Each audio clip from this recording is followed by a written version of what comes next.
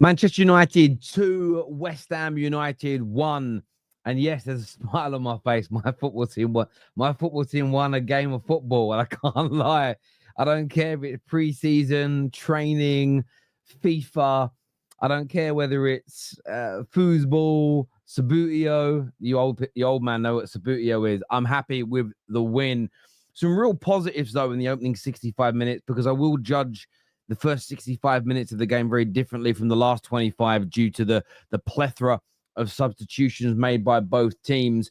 But overall, a massive and marked improvement from what we saw against Leeds United, and that is key. Before we go any further, people, listen, get the like button hit, get yourself subscribing, get the bell notification button hit as well. Very important to the channel that is done. And a few bits to go through tonight, because look, I spoke earlier on today about the difference in relation to how I'm assessing Man United pre-season, for instance, versus Liverpool's, because we know what Liverpool are capable of. Yes, Liverpool conceded goals today on the counter-attack, and they'll improve on that. I think they'll be better in real time. We know what their club's about. With Manchester United, we need the team to show us something over the course of pre-season and to get better. After the Leeds United game, there were many rightful call-outs of how we were run through in the midfield. People wanted to see more patterns of play. They wanted to see more of an identity. And in my personal opinion, that was there tonight. That first 65 minutes, pre-seasons included, is one of the better Man United performances I've seen in the past 2 to 3 years. Some will say it's just West Ham, but this was a team that finished above us in the league last season and who did a double over us, beat us home and away. Equally, I'm not going to get carried away with the elements that I was impressed with, but it sets a marker and it sets an expectation for more of that. And for me, we'll get onto the players in a moment. What I loved about tonight, the press and how we set traps. Man United have been one of the worst teams in the league in relation to pressing for the past 4 or 5 years. We would often have one player go from press by himself and there'd be no support for him. And it was awful. Genuinely awful the way we would press as a team. In fact, there was no pressing as a team. It was individuals running around quite often like headless chickens. And it would leave us exposed because it would leave lots of gaps in the team. And what I saw today was something different. We didn't see the midfield get exposed because Bruno and Cunha, as examples, they were being very, very disciplined in their positioning, which meant there wasn't this massive hole for Utd and Mainoo to cover. And when that press was triggered, we were more often than not, we were able to close that ball down on the second, third, fourth pass. The amount of interceptions Mainoo, but more so Utd got today, personally, I thought was excellent. I was really, really impressed with that part of our game. And I want to see more of it. The best teams in the country have been fantastic at doing that. That was a marked improvement. I liked how we attacked and moved the ball. For large parts of that opening 65 minutes, Man United was sharp. United were looking to move that ball forward quickly. I like the directness. I'm not someone that needs 575,000 passes before the final ball. If you can get from A to B in 1 or 2 passes and be in on goal, do it. Liverpool Football Club, best team in the country right now. But Jurgen Klopp's team and Slots have been famed for just knocking that ball long into a channel for a player to hold on to the ball and to either score themselves or bring others into play. Cunha is excellent at doing that. And I think when Mbeumo joins the actual team and is on the pitch, you'll see improvements there as well. So I was happy with how we played. We were a threat. We were putting West Ham under a lot of pressure. And we demonstrated again the blueprint for how Ruben Amorim wants to play. And I like it. I like how we want to play. I see what he's trying to do. It's about getting the right personnel. I'm not going to change my tune just because it's fashionable. I'm not going to change my tune just because it will get me more likes online. I'm not going to do that. We need to bring in better players. I still think that. That being said, I thought the midfield partnership of Utd and Mainoo was excellent compared to what we've seen. And for me, that should be our main midfield pairing in that double pivot. Mainoo and Ugarte, I think there's a great compliment there. Mainoo was looking fast and strong and athletic tonight. And Ugarte was just class. The amount of interceptions, the amount of times he won the ball, that's his game. But both players look fitter, stronger, and faster than we saw last season. Bruno Fernandes, look, when he's in the 10s, he's a different player. There was a pass he played through to Rasmus in the opening minute of the game, which set the tone, which was just out of this world. Very few players in the world even see that pass, and he pulled it off. Ice cold from the penalty spot. The second goal, again, the trap, the press, Mainoo winning the ball, the pass, but the finish was absolutely brilliant. Crazy part is he had an easier chance 2 minutes earlier, which he should have buried, but he put that ball away, the winning goal on the night. I thought he was great. Defensively, look, I'm going to say one thing. Bowen got a goal back. Young Heaven, he got sucked in too close to the lip, which gave Bowen too much space, and then he just showed him on the outside with too much space and got punished. But outside of that mistake, I thought defensively was very, very good, very, very strong, very, very sound. And finally, I want to speak about Cunha. Although there was no goal or an assist tonight, I just love watching him play. The way I spoke about Firian Wietz, and it is Wietz. We had a German come on and confirm it to us. It's not Wirtz, it's Wietz. The way he plays, and he drops into these pockets and in these holes where he can pick the ball up, drop a shoulder, and pull away from a man. Cunha's got a very similar skill set in terms of how he manipulates the spaces and the territories on the pitch. I love watching that. There's so much more to come from him as well. The exciting element is knowing that Brian Mbeumo is going to be playing next to him in a large amount of games. Them two together are going to cause havoc, in my personal opinion. But I think Cunha's class. I'm so glad we've got him. There's a really high ceiling for him as well. And I'm very, very excited to see what that looks like. Shout out to Rasmus. I thought first 25 minutes, I thought Rasmus was quite good today. So I called out Sky Sports, and I'm going to take the credit for this. I got Sky Sports to delete a tweet. They said it was an unbelievable miss from Rasmus Højlund in the opening couple of minutes. In fact, I thought it was an unbelievably unlucky moment for a great sprint, great first touch, excellent shot. He just hit the post. But I did think again after 25 minutes, he faded, and we need a striker. That my mind hasn't changed there. I still want a better goalkeeper, because I know right at the end, Bowen had a shot saved by Bayern there, but he was diving in the wrong fucking direction and got his hand to it. We need a new goalie. And I still want more athleticism in midfield. I'm not going to judge too many of the players that came on after 65 minutes. It's abnormal to have 11 changes at the same time. And some of the guys that are first team squad players, Diego Leon, hopefully, etc., they were suddenly playing with quite a few kids that you won't see on the pitch. I thought Maguire equipped himself very well when he came on. Everybody else looked really, really subpar. I like Diego Leon, to be fair. Mason Mount pissed me off the most. Because again, I don't know if you noticed it, about 75 minutes, he breaks with the ball. He starts sprinting towards centre back. And this is where I wish I was on a watch along. I just went, he's going to cut back, isn't he? What did he do? Cut back and wait for support because he can't take his man on. And that's where I'm looking forward to Cunha's fitness being built up over pre-season so we can play 75, 80 minutes, because there was 2 or 3 breakaway opportunities that we didn't get earlier on in the game because of how West Ham sat back that Cunha would have exploited. Mbeumo will exploit. And that's what we need. We just, when we take those types of players off, we don't have that explosive power to hurt people. And we need a little bit more of it. But look, overall, I didn't mention Dorgu either. I thought Dorgu had a very, very good game tonight as well. But look, my feet, I'm no different right now than I was after the Leeds game. I'm happier with a win. I'm always happy when we win. My feet are still very firmly planted on planet Earth. You'll see the people that cried their eyes out. You'll see the people that bitched. You'll see the people that legitimately cried like babies the other day when we played against Leeds about patterns of play, overrunning the midfield, no athleticism, what's going on. They won't have. They'll just ignore it tonight, and they won't even praise it. They'll just be little babies.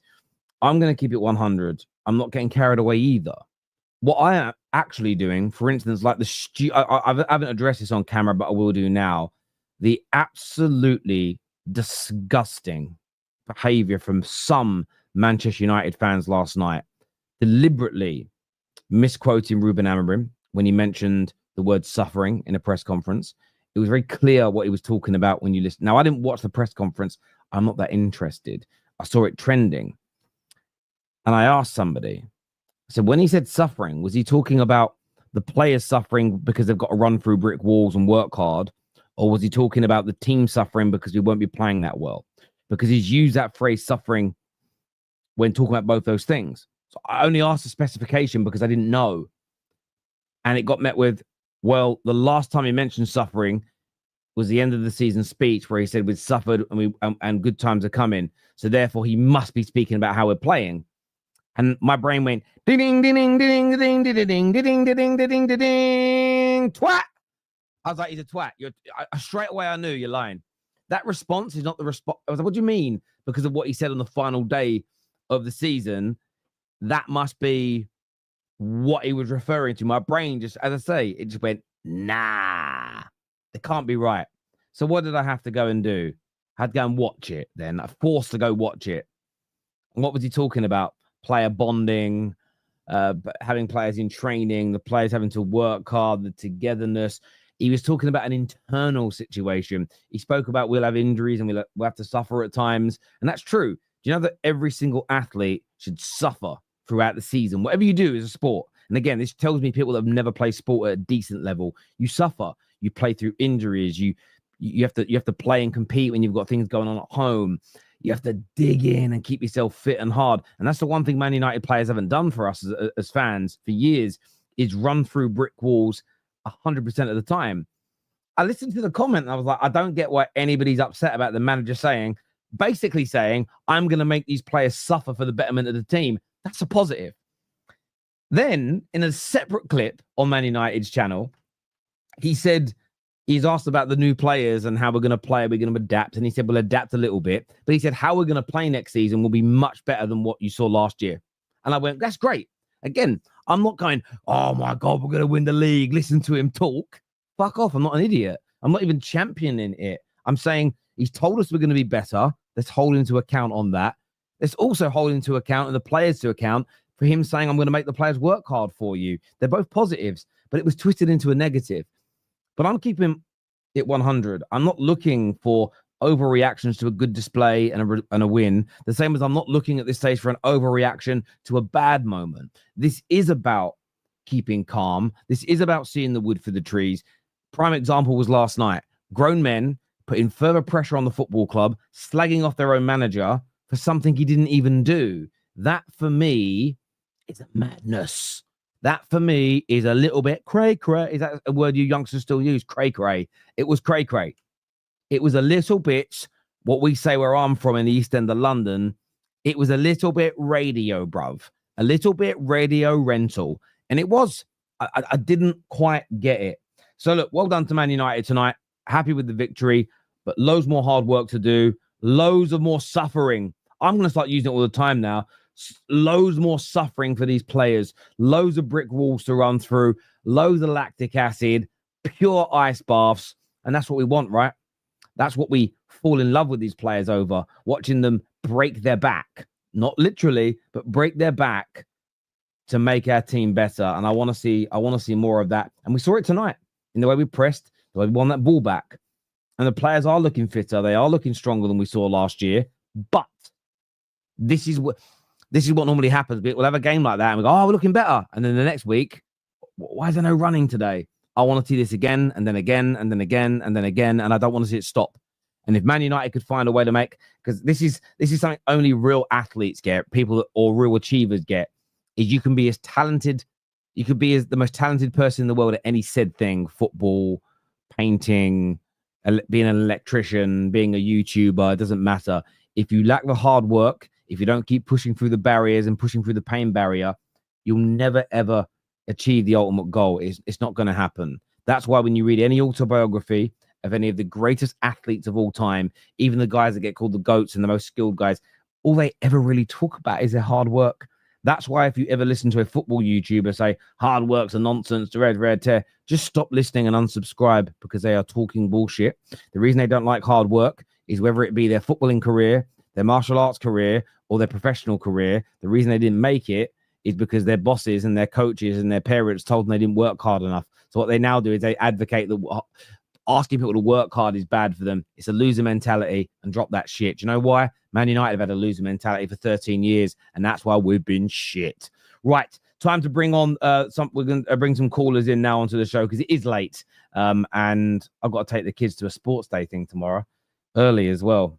It's going to be a hard one. It's going to be hard. I'm not running, though, because my hamstring might snap. Right, who am I bringing on first? KJ is joining me. We've got Sunshine coming on. We've got Aiden coming on. We've got Cal Laguna coming on to join us as well on the show. But KJ, it was a late-night game. First 65 minutes, fairly enjoyable. Yeah, we worked well as a team, which we haven't seen for a while at Manchester United. I thought as a whole we defended very well. I think we got into our rest defense, as people like to call it, pretty quickly and pretty well, and we pressed from that position very well as well. So I was happy with that. I can see where Amarim's trying to tweak things and get things right, and I think what was key for us this game, especially in the first half, was Mainoo. I think Mainoo being able to help us in the midfield, help us build up from the back, help us drive us forward with his, his intricate play, his driving runs. It was just brilliant to see, and that's something that I think Ruben Amorim has to figure out going forward into the next season, is how do we utilize Mainoo in the midfield, as much as we like him further forward, because he knows he can link up play, he's got a great touch, and he can score some important goals. But what we're lacking, he has, and that is that first phase build up, and Mainoo can deliver that. So he has to figure out, Ruben for me has to figure out, how do we get Mainoo into his team consistently, and then also Cunha, I think is great. I'm loving Cunha right now, but him and Bruno's relationship we haven't seen it click yet. There still seems to be a bit of a blocker in terms of wavelength. You can see them trying to do certain things, but there's multiple times in that game where Cunha had the ball and Bruno was right next to him, and he didn't make a forward run, and then vice versa what happened when Bruno had the ball a couple of times. So it's going to be interesting to see how we deal with having two players like Bruno and Cunha in the same team, because let's be honest, both of them they want to be the guys with freedom. They both of them want to be the guys to make things happen. So finding a balance between those two will be interesting. And I mentioned to you in a voice note, and I've said it before. Is this the start of us potentially not relying on Bruno Fernandes all the time? I know we scored both the goals today, and they were both really good goals, but we're starting to bring in players like Cunha. You've got Ahmad there. You can know many can play. We've got Mbumo coming in. Yeleni Yar at the back is looking amazing. Dorgu's coming on. We're getting players now to formulate a team which you can look at Bruno and say, you do not have to carry the team anymore. You can start to relax. You can start to allow the team to do their thing, and you don't have to stress about doing everything. So I'm very curious to see how that happens, because at some point we're gonna need to move on from Bruno, because he has to play. But overall today, I think we're very good. Some good displays, and if we can translate that 65 minutes into the Premier League, into 90-minute games, I think we should be okay for the season. On Mainoo, I talked to my brother about this earlier. Now, my brother's a Leyton Orient fan. He has zero skin in the game, no agendas, rates Mainoo, and only wants to see him do well because Mainoo's an Englishman. And as all my brothers will advocate for, we support our nation's football team, so therefore we want everybody to do well. But I had some United stuff on, and he was looking at it. He was around my house today, and he said, "Oh, Mainoo's looking like a little bit." He sort of said he looks more muscular but slimmer than he did last year. I said, "Yeah, a few United players have come back looking in much better shape than last season." My brother just had this theory.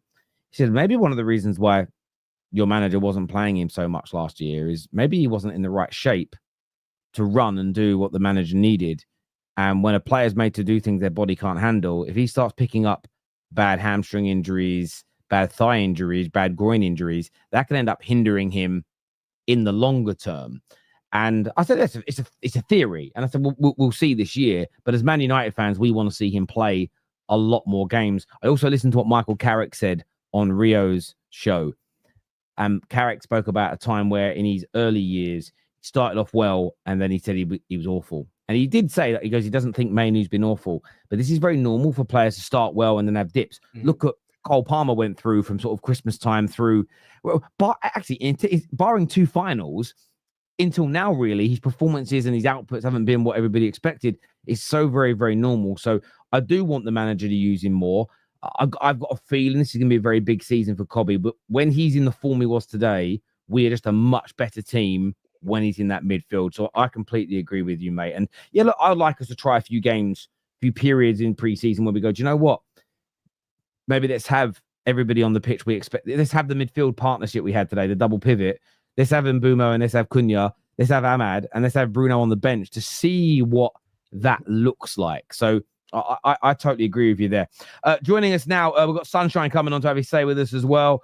Good morning, I suppose. It's 2:00 in the morning, but yes, morning team. A much better feeling than after that Leeds game. Yeah, 100%, man. Shout out to everyone in the comments, and obviously thanks for having me on, Terry. KJ, yeah, I think you saw the difference between the quality in both halves and the profiles that are necessary for a system. Another game that also debunks the myth that it is only a system and a manager. And another one that strengthens the opinion that you do need profiles, and then those profiles to have the ability to understand what the manager wants to do and then to go out there and to be able to perform and do it. You saw that in the first half. The second half came on. Now, granted, the second half, you look at a whole switch, so there's no match rhythm, and it showed pretty much similar to the feelings and the dross that we saw last season, because they didn't look unified in the second half. You could call that lack of match fitness. You can call that lack of rhythm. I would agree with those things as well. But also the profiles and the quality of those profiles in that team are most definitely a favour. And that you look at Lenny Yoro, the ball switching, everything else in between. It just goes to show that when every team is fit enough to be able to do what the manager is asking, and then they have this fresh mindset going into a new season where everything feels fresh and new. You're no longer holding on to baggage from last season. You're going, okay, it's done now. It's gone in the past, and you're living in that second breath of fresh air. Everyone's starting off a clean slate mentally. You've been there yourself as an athlete, Terry. I've been there myself as well. You have a poor season, a great season. You get back to winter training or your off-season training, and that wind, that gust of wind always hits you like, okay, here we go again. Let's go get it. You just got back into that routine because you know you have a job to do. So it's quite evident that these players are switched on. It's quite evident that the fitness that they've been keeping up and doing before preseason, going into preseason, is prevalent, because a lot of these players, like you said, are athletes. So they will 100%, even in their downtime, be working out, as we saw with Kobe Mainoo and Lenny Yoro. And now I'm looking at Kobe Mainoo, I'm looking at Agate going, you actually look sharper. Not only that, you look more powerful and quicker. Now they look lighter, but they look stronger. I think they've gone through a level of hypertrophy where they've shed a lot of weight, but they've gained a lot of muscle and performance from that. So they look healthy and lean, and it shows in Kobe Mainoo's step, because he's gained an extra yard or two just from that agility and that power explosiveness that you need in midfield. And if you're honest, we can look at the quality of Ugarte and say what Ugarte gives us is that ability to be able to lock off and read the game while defensively. But not only that, he looks sharper on the ball, which is respectfully one of his weakest areas in terms of his attributes. When he managed to pick that up today, because of the areas he was picking it up in, there was so much space for him to be able to thread the passes, and there were plays for him to pick out that didn't necessarily need a line breaking pass. He just needed to get it to one of the creators, either Cunha, either Ahmad, either Bruno.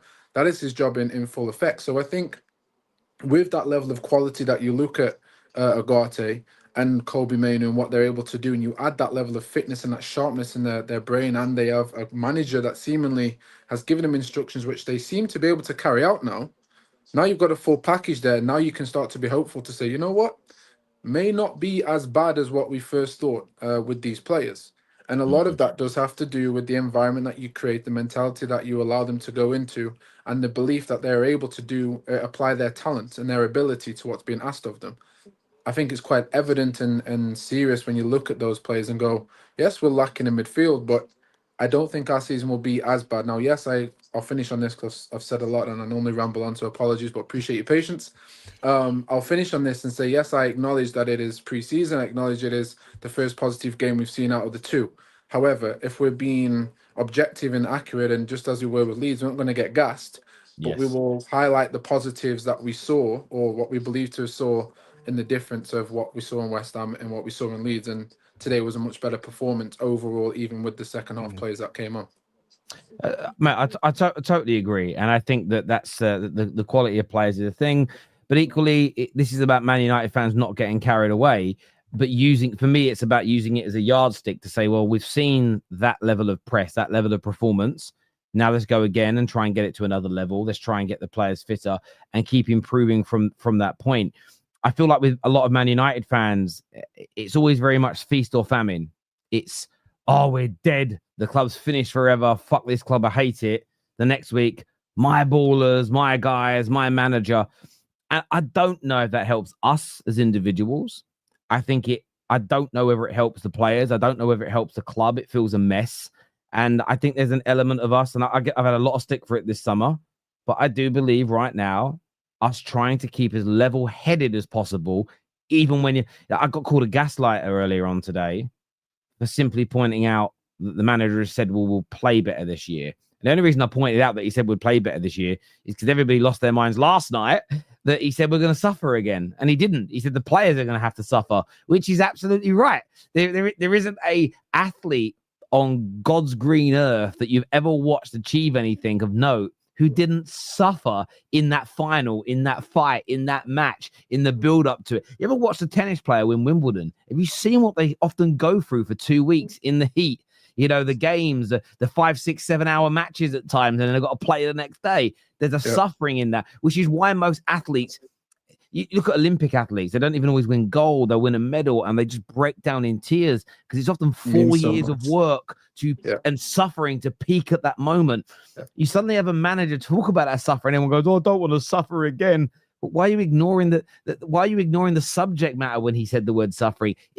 That doesn't help us as a football club, in my personal opinion. And I think that's the element where, whether you love or hate the manager, respect your football club a little bit more, in my personal opinion.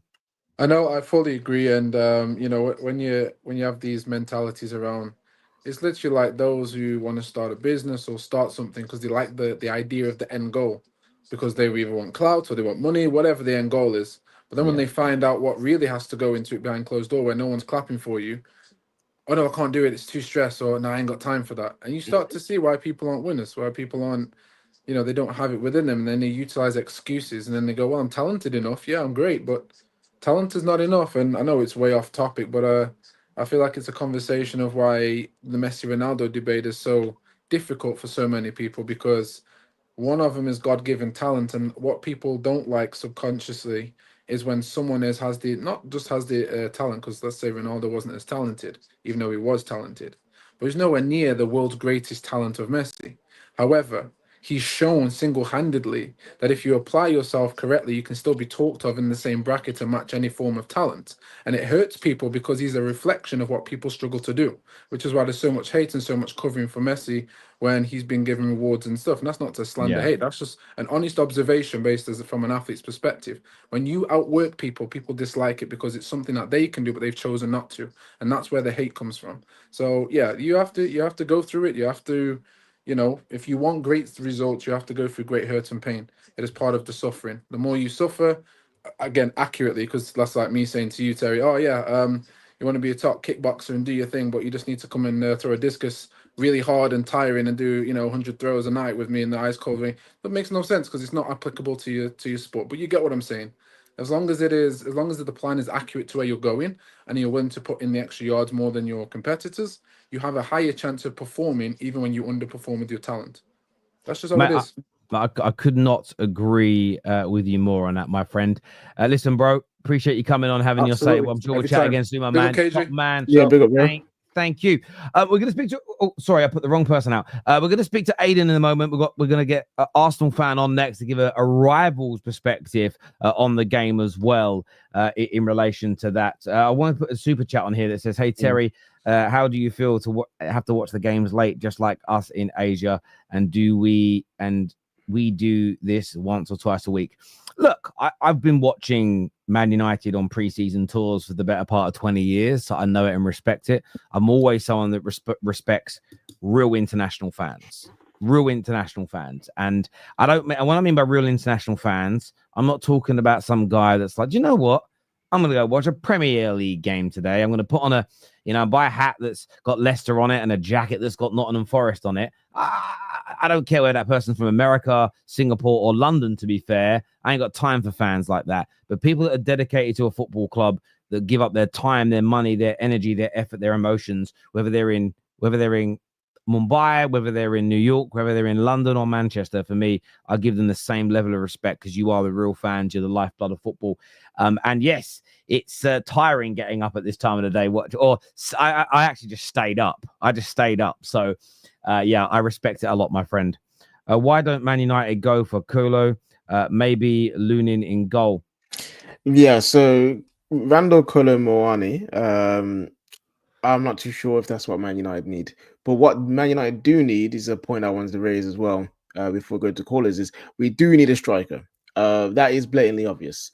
Rasmus, he's again another player that's come back looking lean, looking fired up for the season. Like, okay, cool. What can you give me?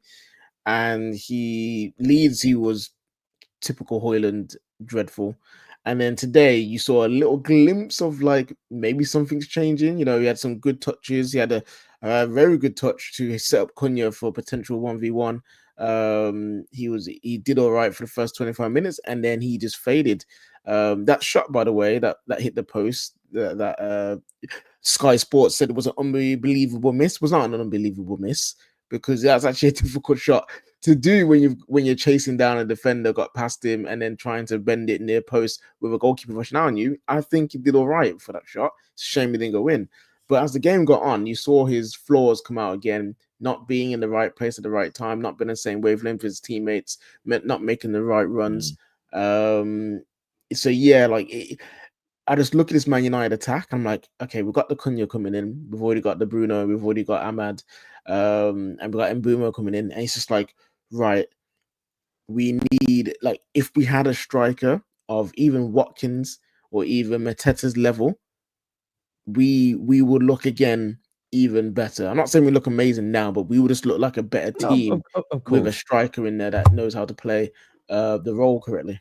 No, I totally agree with you there. Tonight was massively important. English Talent FC, he's obviously having a dig here, but he says fans have unrealistic expectations over managers. Amorim is a counter-attack coach, which matches United's philosophy, plus top 10, plus Carabao Cup is success. Patience. I feel like there's an underhanded dig in there. Maybe I'm misreading it because it's very late and I'm tired. I do think there are unrealistic expectations. That is too surface level. There's an unrealistic timeline of achieving those outcomes. And like Staffy and I were talking yesterday, and he's sort of like,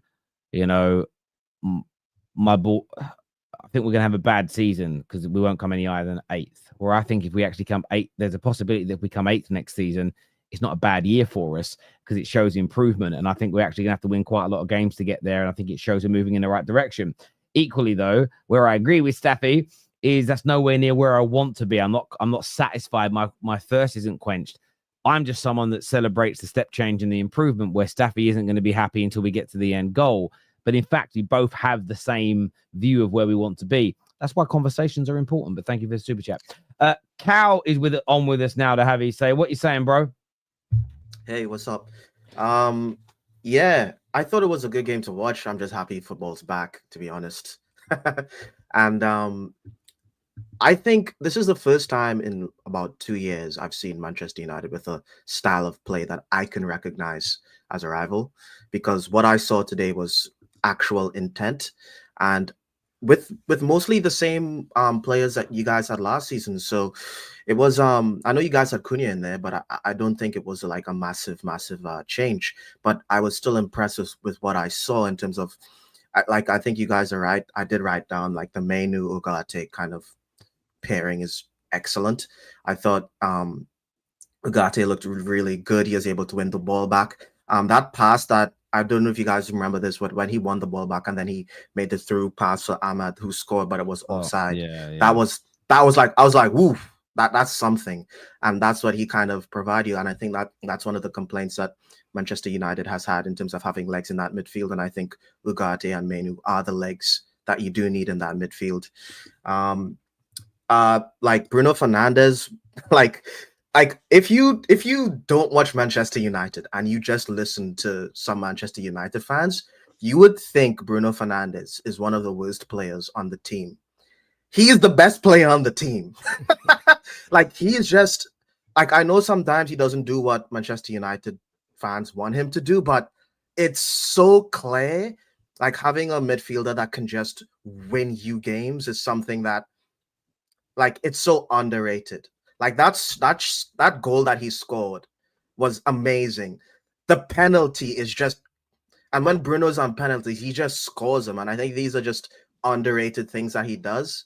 So, like, Bruno Fernandes is, like, I know everyone likes Cunha, but in my opinion, he's still better than Cunha. But that's just me, because Bruno Fernandes is, like, pretty much world class. Yeah, no, but Bruno is class. He's been our best player for the best part of 5 years.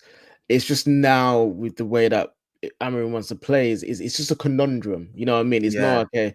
Where does he fit? Because he's not a traditional number 8, and he's not this new style of 10 that Amorim wants, where he wants him to pick up the ball, drive with the ball, and make things happen in that way. He is a traditional number 10 / shadow striker, whatever you want to call him, where he in and around the box. That's where you want him to do his thing. He'll create goals, and score goals. That's his thing.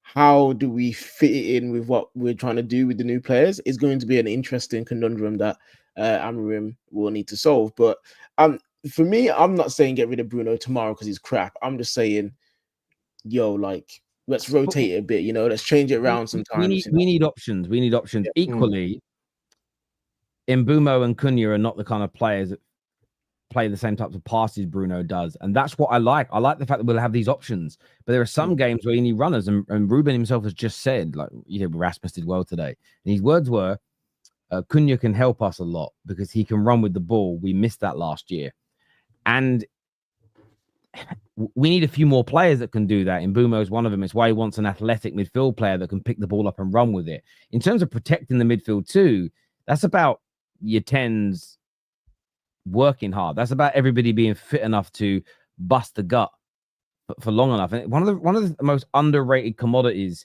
one of the most underrated attributes of, I suppose you could call it a commodity really, of Pep Guardiola's teams that have won all these league titles at City and at Bayern and Barca, is that every motherfucker works their bollocks off. They have supreme fitness. And we all get annoyed, like, they must be taking something. How can it be game week 35 and they're still running like that? Well, it's because they're fit when they start pre-season. We all saw Casemiro when he returned last year. That man was easily a stone overweight. That doesn't help, where instead of getting to supreme fitness level by the start of the season, you're trying to just get to a normal fitness level. And then when you're playing 2 games a week, you can't ever really get there, because there is a difference between playing football and being... And I always remember Michael Owen when he returned for Newcastle after the metatarsal injury. And I remember listening to him. He was being interviewed by the BBC, and they said, when do you think you're going to get to full match sharpness? And he answered in a very frustrated way. He basically said, what do you mean match fitness? They said, well, until you're completely match fit. And he said, well, I'm playing matches. I'm match fit.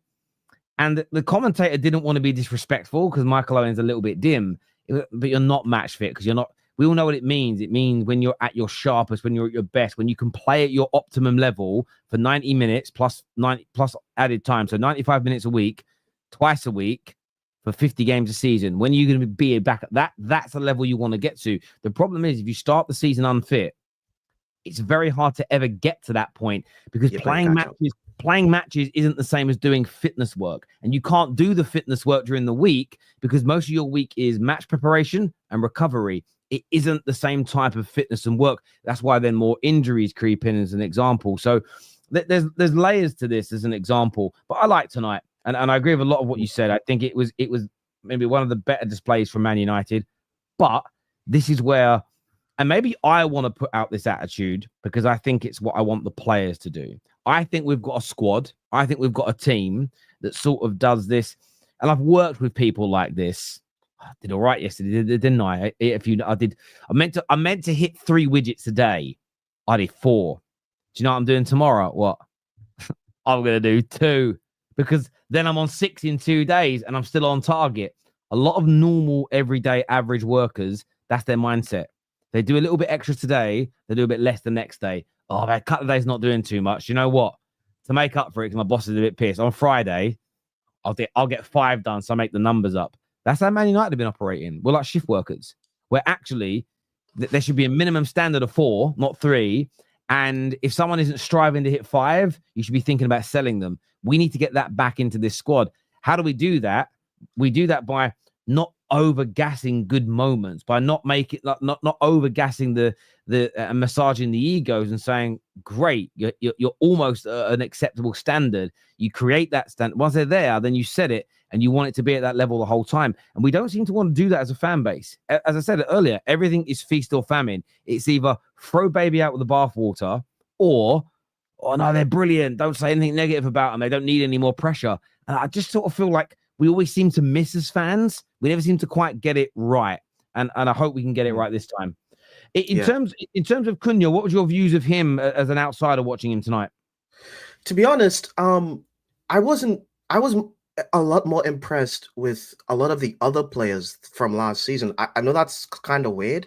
Maybe I was just viewing it wrong, but like I thought Dogu, like when I saw Dogu, I thought he looked great. He looked fantastic in terms of his strength and his decision making in the final third. I thought he looked great.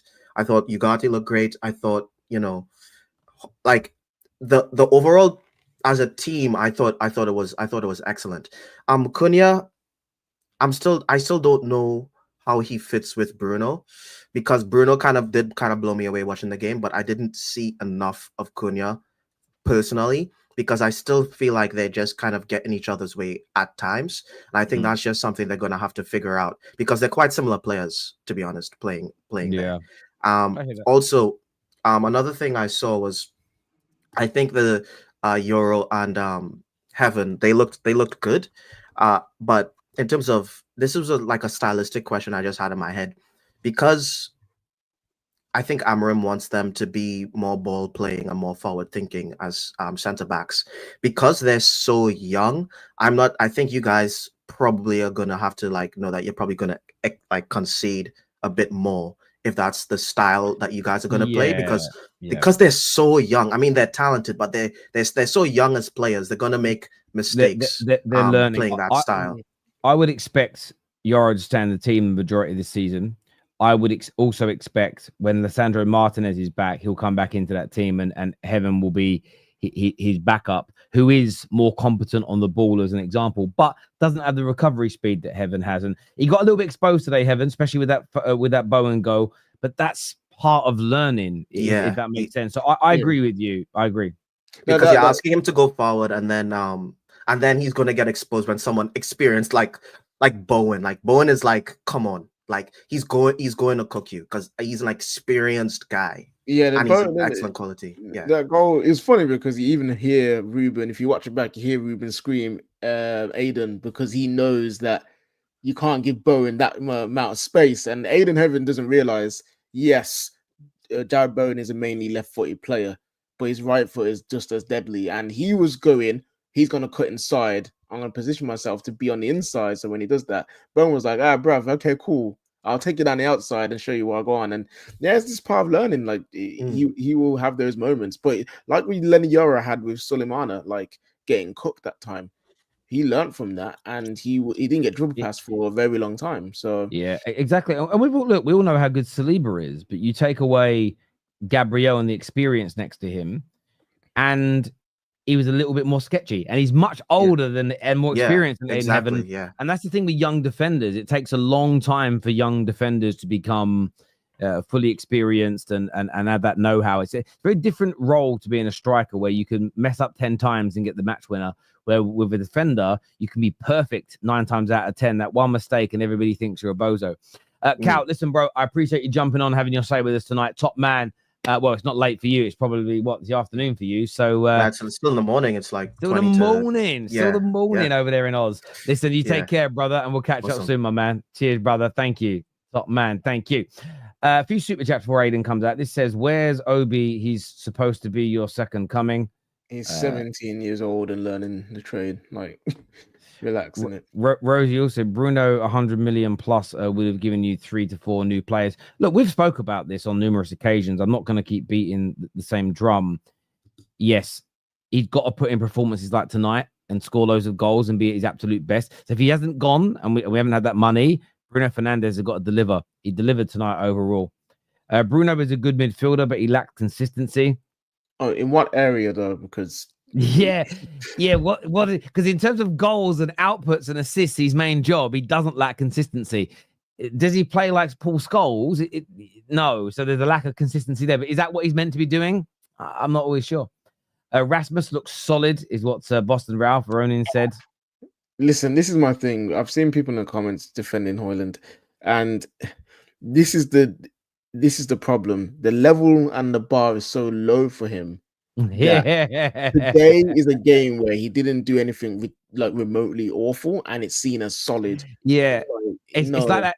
Yeah, it's like that naughty kid at school. Oh, he had such a good week. Kurt did this week, did he? What did he do? Well, he didn't do any of his work or anything, but he didn't try and burn the school down this week. So he had a good week. Yeah, it's a bit like that. Aiden is here with us. Aiden's a Man United fan. Talk to us, brother.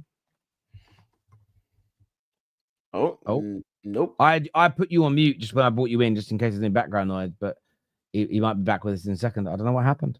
Someone must have came in, or maybe someone came in the room. Something's going on. Let's be real. This is 16th versus 5th. No, that's wrong. It was 15th versus 14th. So get it right. Man United fans are getting gassed, calling everyone class already. And they're wrong again, because wherever we start off in the league table with 0 is against another team with 0 points in the Premier League. Yeah, and equally, no one here is getting. I don't know what everyone in the comments is saying. I haven't read every comment, but no one's getting gassed. It's happy with this. This looked good. That looked great, but more of the same, please. All I'm hearing here, and by the way, we've got to take it seriously, right? Because drawing against Leeds meant we were getting relegated. So beating West Ham, what does that mean? You know, everybody picks and chooses when preseason games and results are serious. Come on, David, grow up. Aiden, mate, what did you make of tonight? Just before I start, someone did come in the room, and just before I say anything, this still means we need signings. This ain't going to change my stance on that. But overall, I think the pressing was good. That's where the second goal came from. The pressing and system was good. And it's weird how now you start giving Amram a pre-season, players that fit his system. You see a style of play. It's with Bayindir in goal, we still need a new goalkeeper. That's clear. Probably like a Lamens, so because I don't think Onana's going to go. So Lamens, you can have competition with Onana. Okay. But yeah, I think Ugarte was very good in that midfield today. I think Cunha, when he picks a ball up from the midfield and drives forward, that's something that we missed last season, as Amram said, and it's something that can really I think will really improve us overall.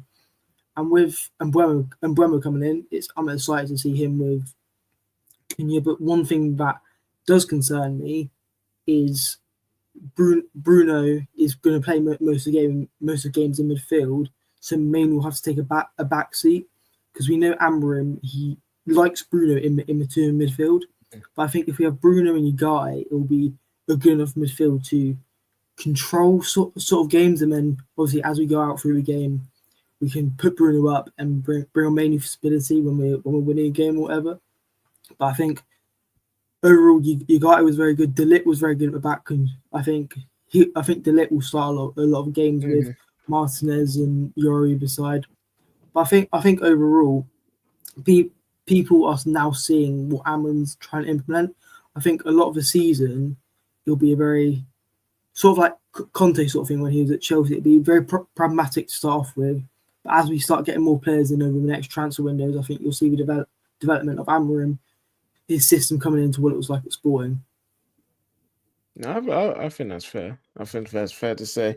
Yeah, to be fair, De Ligt didn't get much mention today, but De Ligt was solid as well. And I think towards the back end of last season, we did actually miss him in our defense. There's some moments where you think, if De Ligt's not just being there as a presence, but like leading the back line leading the defense, we probably may have not conceded the goals the way that we did. But yeah, no, De Ligt is a big part.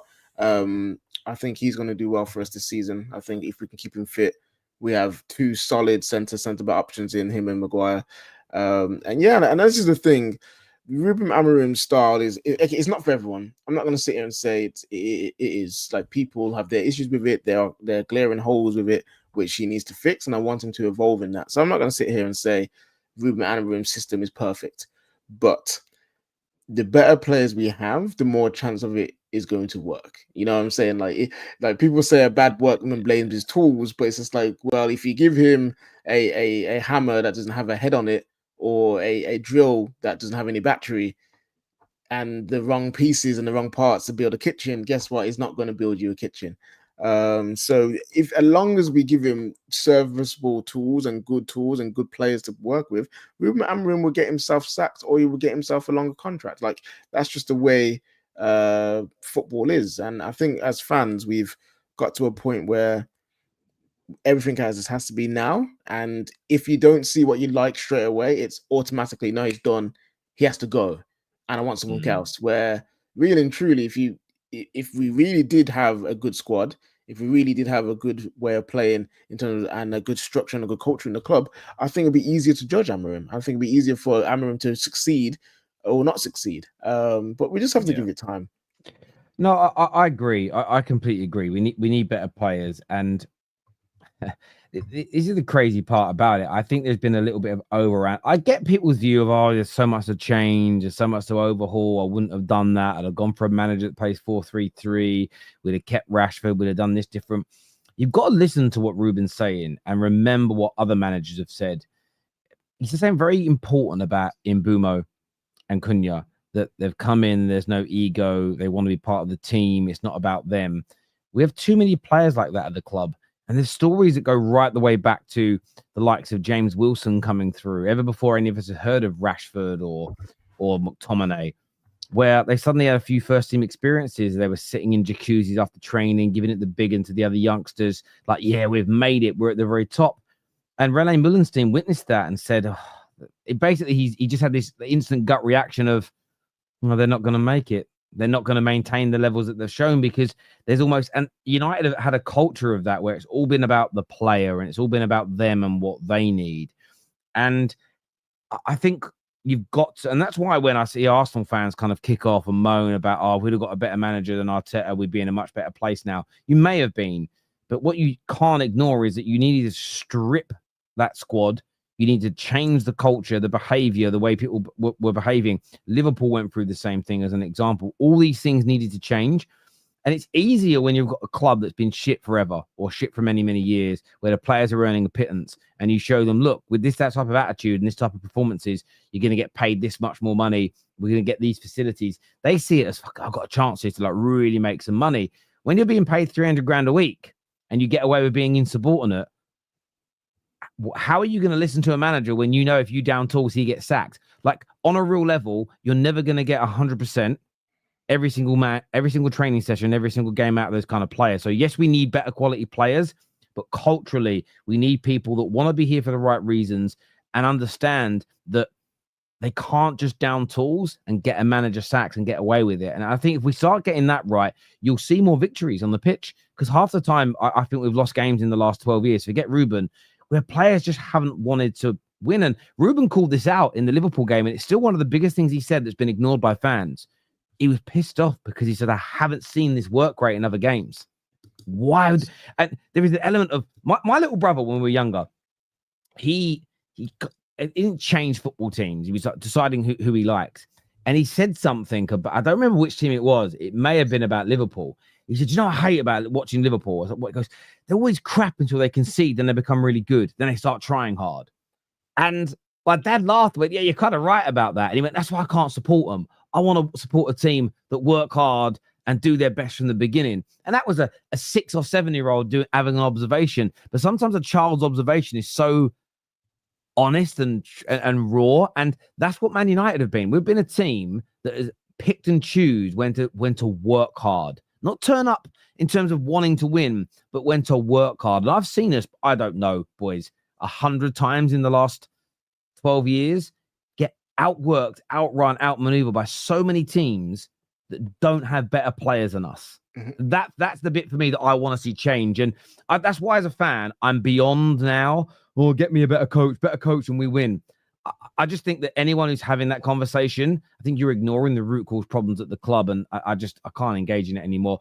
Aiden, mate, I know it's very, very late, and I appreciate you coming on. Great breakdown. I had to pop out the room quickly, but I come back. I really appreciate you coming on. We can't wait to hear more from you over the course of pre-season and the next campaign as well, brother. Thank you. I want to thank all of our viewers as well. I know it's very, very. That came in. Oh, did we? Sorry, I missed that. Sorry. This here says, Ronin. He says he's no Nico Jackson, but he looks good in the attack. I like him. I bet he gets double-digit goals this season, at least, or at least 15 GA. I wouldn't mind 15. Go on, KJ. Go on, I reckon if we got a senior striker, then he might get 15 GA as a backup striker coming off the bench, playing against lesser teams. Again, and coming on against tired legs. If he's our main striker, he is not getting 15 GA. He's just he's just not doing that. Yeah, no, I hear you. Boys, thank you. Viewers, thank you. We're back tomorrow morning with more content for you, or in a few hours, I suppose. Until next time, everybody, take care. Goodbye. God bless. And we'll be seeing you all again very, very soon. Peace.